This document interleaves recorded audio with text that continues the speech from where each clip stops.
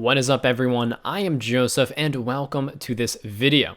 This video will not be a full in-depth DKS guide. However, what I want to do in this video is give some people who are newer to the encounter some tips and helpful things to remember while going on your very first trip. These will be things that I personally glossed over or didn't think of as important while personally preparing for my first Dagonoth Kings trip. So while the things mentioned in this video may seem like common sense or obvious to those who have done the encounter before, this is really to help those who are a little bit nervous or are still preparing for their very first trip. The first tip I have is to over-prepare for a shorter trip. There is a little bit of a learning curve with perfecting your positioning and your supply management during the middle and the end of your trip. However, in my opinion, one of, if not the most difficult thing in learning solo DKs is the very first few moments when you go down that ladder. During that moment, all three Dagonoth Kings will be alive, and you may be put in a situation where you'll be taking damage from all three attack styles. Because of this, I suggest you bring fewer supplies that work to lengthen your trips, such as extra super combats or ranging potions, and bring more short-term supplies such as food.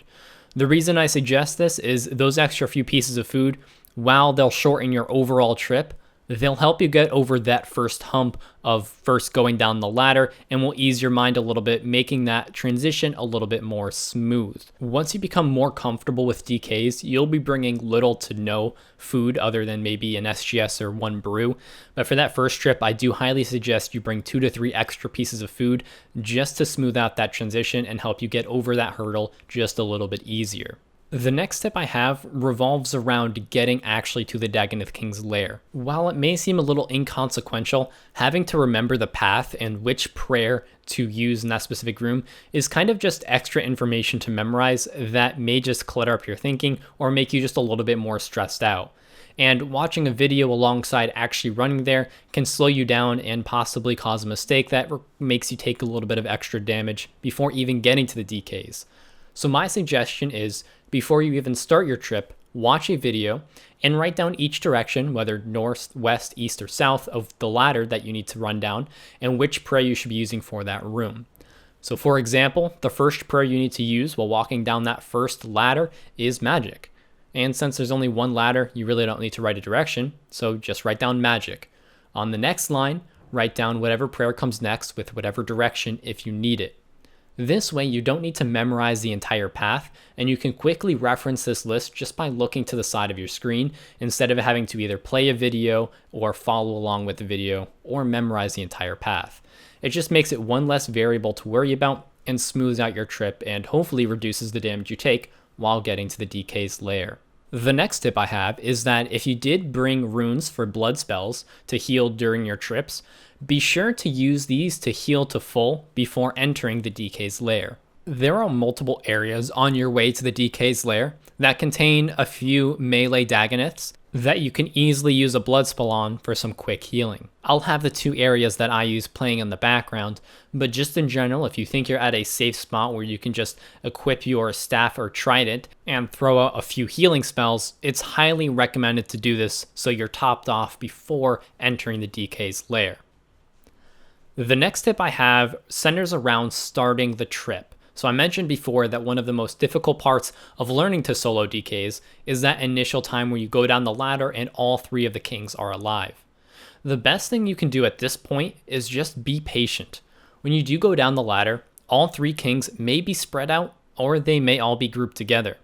If you go down the ladder and find they're closely grouped together, just go right back up the ladder and wait a few seconds. They do walk around quite a bit, and as long as you're praying magic, you're not going to take too much damage while just waiting outside the ladder. However, if you do find yourself in a situation where you are going to have to tank 2 of them, just try your best to wait until Rex is a little farther away, as it's much easier to just spec down Supreme while praying magic than it is to have to tank Supreme and Rex while you're praying magic, and that just kind of gets a little bit messy. However, that is what those extra few sharks are for.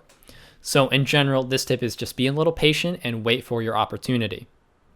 The last tip I have is that during your trip, if you find yourself in a situation where you're trying to kill Prime and then Supreme spawns, be sure to put your tank gear on while continuing to pray Protect Against Magic. Prime's magic attacks are more accurate and hit harder than Supreme's ranged attacks, so if you keep Protect from Magic active while putting on your tank gear, you should be able to make it through the Prime kill and then just switch your prayer over to Protect from range.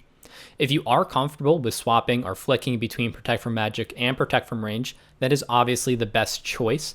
However, if you are not comfortable or you don't want to do that at the time, such as they're attacking on the same tick and it would be impossible, and you don't want to try to offset their attacks, it is highly recommended to put your tank gear on while protecting from magic. You'll take the least amount of damage and you should be able to get through that situation without too much of a difficulty. And that does wrap up all the tips I have for your very first Dagon King's trip. If you have any other questions or some more helpful tips for those who are newer to the encounter, be sure to leave them in the comments below. And if there is a boss that you're a little nervous about or would like some tips geared at a beginner from a beginner's perspective, be sure to let me know. I'm doing more higher level PvM and I'm getting used to these bosses, and my perspective comes from one who is brand new to PvM. So while I'm learning the bosses, I am picking up these tips or helpful tricks that may seem obvious to someone more experienced with the encounter, but is very helpful to those who are new to the encounter. So if there's any bosses like that you would like some tips on, be sure to let me know in the comments below. I'm thinking of making this a regular series, so we'll see how that goes if there's any desire for it from you guys. But that is all I have for this video. I want to thank you for taking just a few minutes out of your day to watch this video. I hope you did enjoy it, and I will see you next time.